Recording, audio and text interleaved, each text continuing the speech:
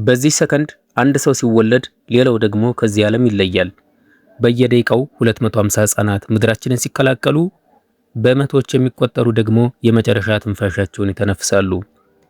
ለመሆኑ በውልደትና በሞት መካከል ያለውን ልዩነት ምድራችንን ወዴት እየመራት ነው? አስገራሚ የቁጥር መረጃዎችን ይዘንላችሁ ቀርበናል። እንደ ወርልድ ሜተርና የተባበሩ መንግስታት ድርጅት መረጃ መሰረት የዓለማችን የዕለት ተዕለት እንቅስቃሴ በቁጥር ሲሰላ አስገራሚ መልክ አለው።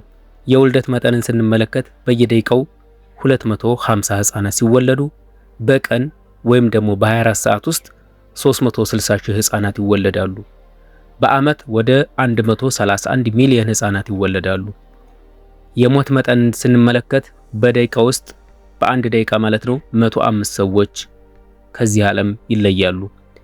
ወደ ቀን ስናሰላው ወይም ደግሞ በ24 ሰዓት ውስጥ 151 ሺህ ሰዎች ህይወታቸውን ያጣሉ ማለት ነው።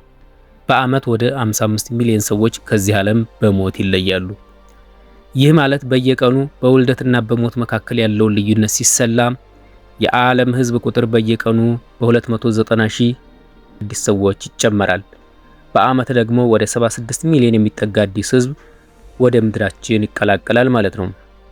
ይህ ግዙፍ የህዝብ ቁጥር በዋናነት በዓለማችን ባሉ 10 ሀገራት ውስጥ ተከማችቶ ይገኛል።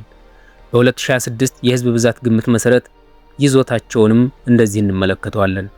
አንደኛ ህንድ 1 ቢሊዮን 440 ሚሊዮን፣ ሁለተኛ ቻይናም 1 ቢሊዮን ከ420 ሚሊዮን፣ ሶስተኛ አሜሪካ 341 ሚሊዮን፣ አራተኛ ኢንዶኔዥያ 279 ሚሊዮን፣ አምስተኛ ፓኪስታን 245 ሚሊዮን፣ ስድስተኛ ናይጄሪያ 229 ሚሊዮን፣ ሰባተኛ ብራዚል 217 ሚሊዮን፣ ስምንተኛ ባንግላዴሽ 174 ሚሊዮን፣ ዘጠነኛ ሩሲያ 144 ሚሊዮን፣ አስረኛ ኢትዮጵያ ሀገራችን 130 ሚሊዮን።